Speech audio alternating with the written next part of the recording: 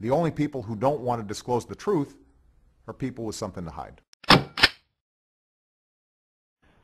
Please say good morning. Welcome back. I consider him a friend. He's a very brave man, and he's a great investigator when it comes into the who is Barack Obama. First of all, Mr. Sellon, good morning. Welcome back to the radio. Good morning, Peter. Thanks for having me. Yeah, on Friday, and it's really interesting, the Internet is, I think the Internet is such a wonderful gift, and it really is a place where a tremendous amount of investigative work has done on the life of who is Barack Obama. But there is a website called the Birther Report, and I think you're familiar with the Birther Report, are you not? Yes, I'm familiar with it. Well, the Birther Report, and, God bless them, has been like denouncing the radio show because I would not have a certain fellow on, which I thought was bizarre because I go out of my way to get everybody on, good, bad, or indifferent. And I don't know who plants that, but it doesn't matter. But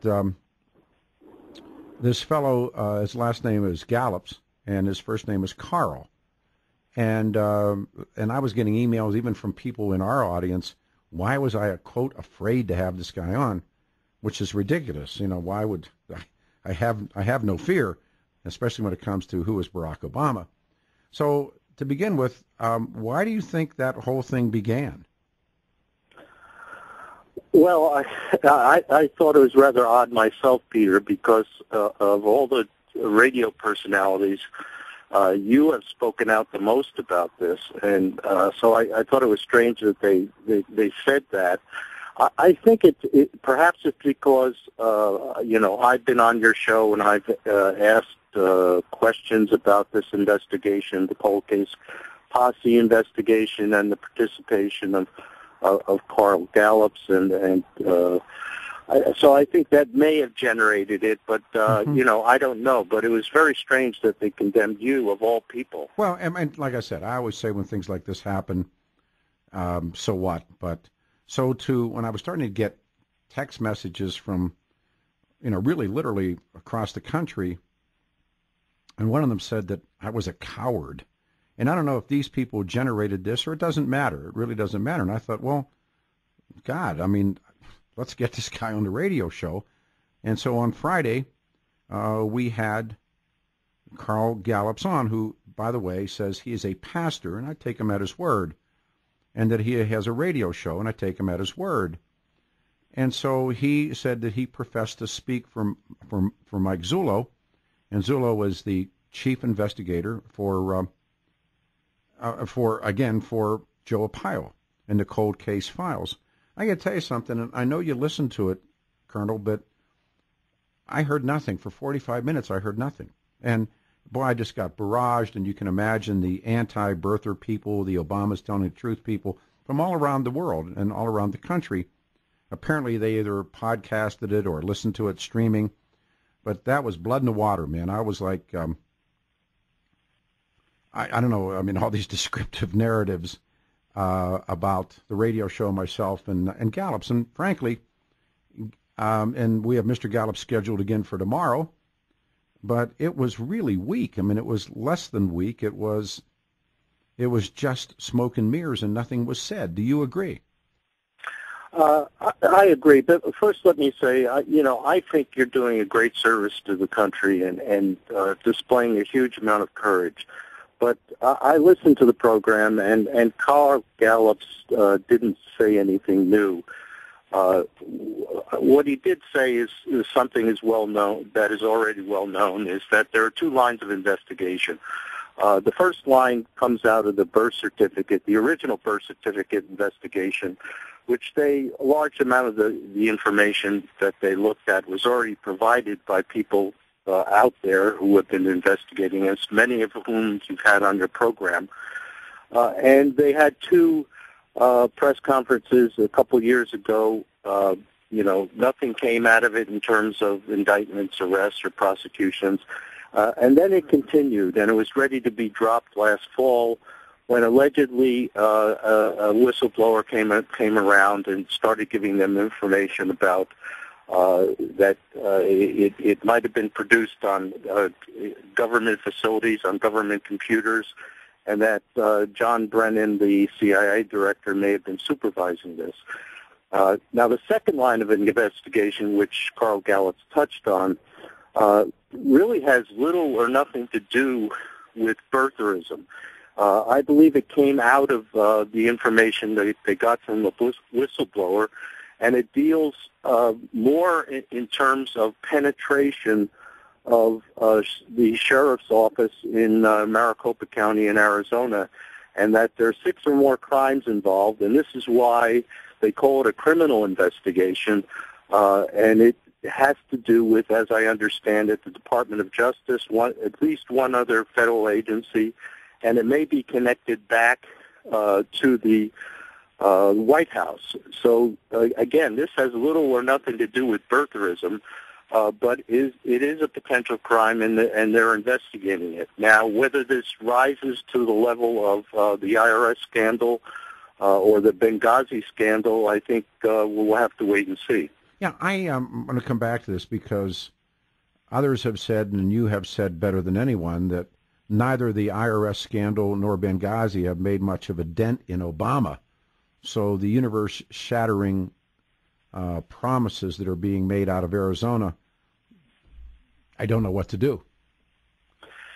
Well, I think it's a matter of perception. I think when you're involved in a particular investigation, you may see it as more dramatic than it really is. As I said earlier, I agree. We haven't seen anything significant come out of IRS or Benghazi, and these, in my mind, are very, very significant events and should really lead to an impeachment vote. So I think it's what they perceive. And let me add one other thing, which I find really, really strange about this whole thing, is that the cold case posse, Mike Zullo, always calls this a law enforcement investigation.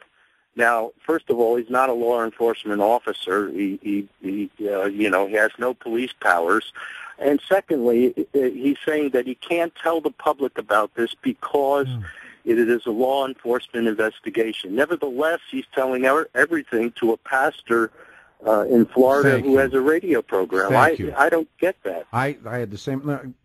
I don't know if this guy's going to turn into Jim Garrison or not, but Gallup's continued to say to us, and again, he's invited back tomorrow, but I needed to put this fire out before it goes any further about what happened on Friday. But if he is locked into this investigation, then why are you telling a pastor with a radio show who claims he knows everything, but he can't tell me anything, but he wanted to come on the radio show?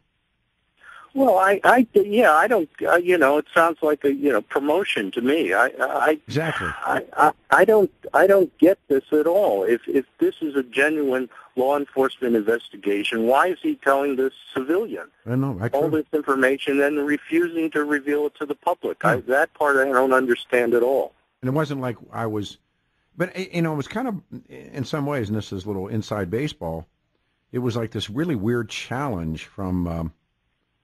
I even saved the emails, and most of them are those emails that they're in a double blind. They don't have any name connected to them. Although we've made friends with people who are just amazing at finding out who people really are when they send us emails. But that I was kind of floored by it because I've gone on my way for 6.5 years to find everybody we can and bring them on the radio show to try and piece together who is Barack Obama. And all of a sudden, I was a bad guy because I wouldn't have this guy on. And I spoke with somebody else that's inside baseball that and I think the world of you, and these people I think the world of as well, who think that this was ginned up by these guys to get publicity.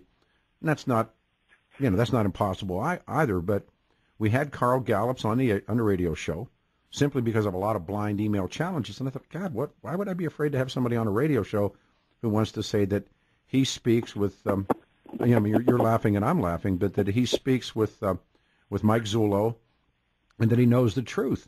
And I said, okay, let's go. And as you pointed out, he said nothing except for 2 things. Those 2 things that you point out, you've known for months, and I've kind of roughly figured out. Let's go over them again. There's 2 lines of investigation: an extension of the original birth certificate investigation, which is, I believe, the forgery. And one of the things that Gallup said in his early ink is that he could name that person. And who do you believe? I mean, I like I said, this kid I call Jimmy down the hall, but you believe that someone supervised this investigation or supervised this counterfeiting. Is that fair?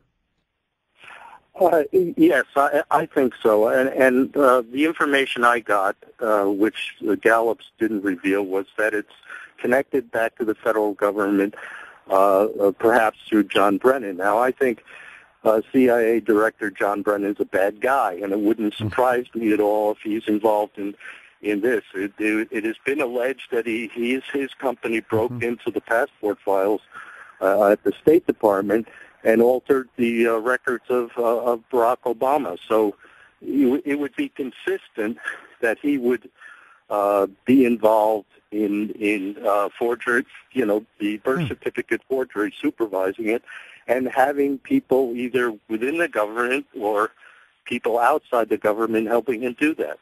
And it's been long rumored and believed to be documented that Brennan is a Muslim. Do you believe that? Again, that wouldn't surprise me either. He was station chief in Saudi Arabia. Saudi Arabia.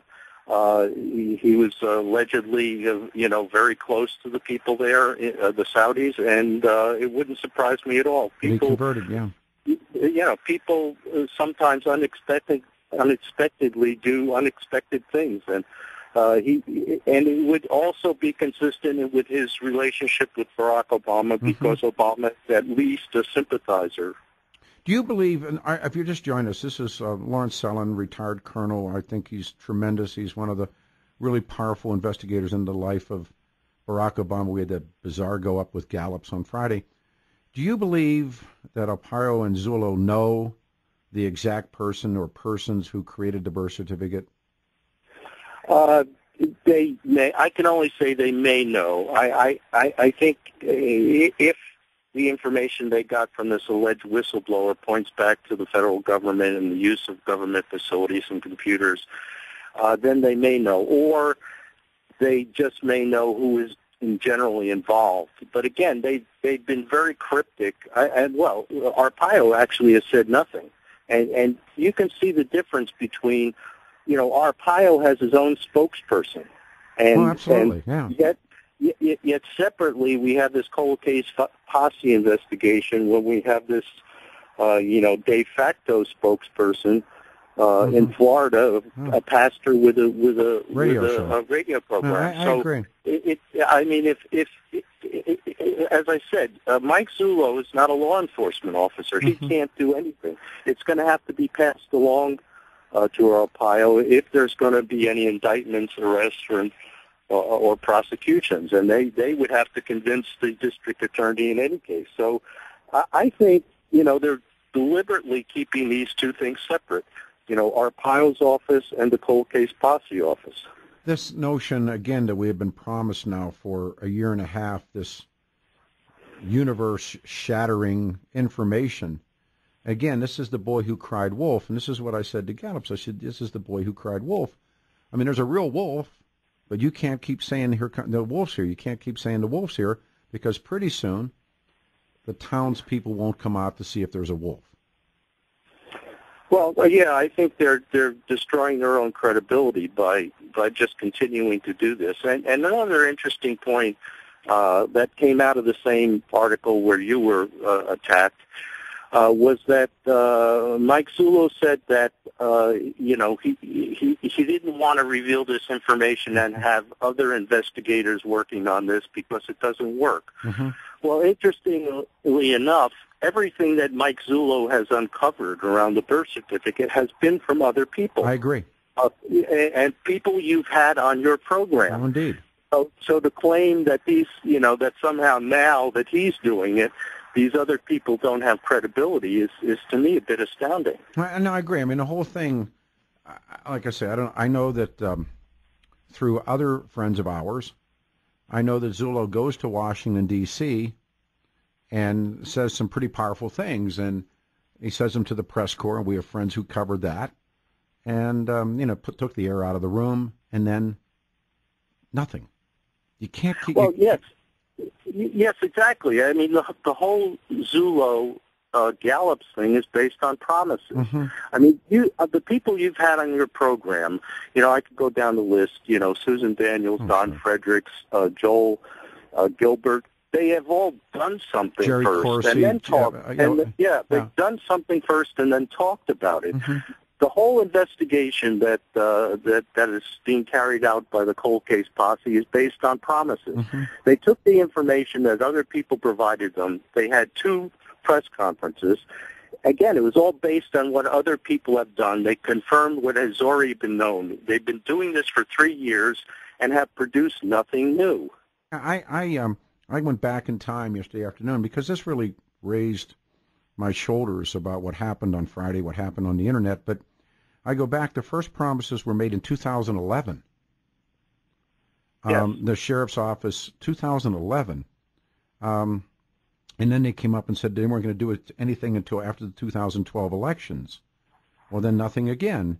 And to me, it's like, okay, I've reviewed the reports. I've looked at a lot of this stuff. I've spent a lot of hours listening to people like you and reading others. And you can't keep doing that. That's why I came up with The Boy Who Cried Wolf, because the first time I can find these guys is back in 2011.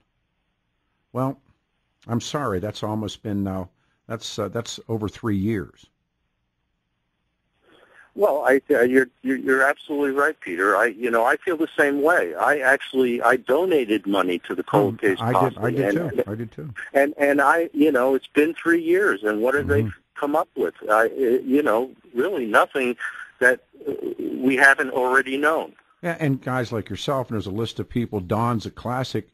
Don Fredericks. We get down a list of these people. Jerry Corsi, Jack Cashill. These guys have really moved the ball, as they say in football, moved the sticks. I don't know what to do. I want them to be right, and you don't need. But when like I said, when it was become that somehow I was afraid to have some guy that I didn't even know on a radio show, and we had him on the radio show, and then, as you pointed out, and I loved you for the email, and I really appreciate it. They said nothing. No, he didn't, and I think it may be, as you suggested earlier, that this was planted, that, you had me on the program, I raised some questions about what they're doing, and, they wanted to respond to it, and I would say, and you did the right thing, you invited them on, but unfortunately, they said nothing. And by the way, I got to tell you, Colonel, I invited them back, and as a matter of fact, what I'd like to do, if you agree, you want to co-host with me tomorrow when he comes back on? Yeah, I'd be happy to, Peter. See, that's the guy I love. These are the guys I love. It's like, you're damn right I will. And I've gotten, when we speak privately, I'll tell you, I've gotten so many great texts and off-air phone calls from the people that I think the world of, who said they listened to it and they said, hey, and you're the man, and you can co-host with me tomorrow. Have you ever spoken with Gallups yourself? Never. Well, never met him, never spoken to him, never talked to on the phone or email. Let's do it tomorrow. Okay, very good. And I leave you with this, and I tell everybody this, to sign up for Obamacare. You and I have to provide the government with more personal information than Barack Obama had to provide to become the President of the United States. Absolutely. You're absolutely right. The only people who don't want to disclose the truth are people with something to hide.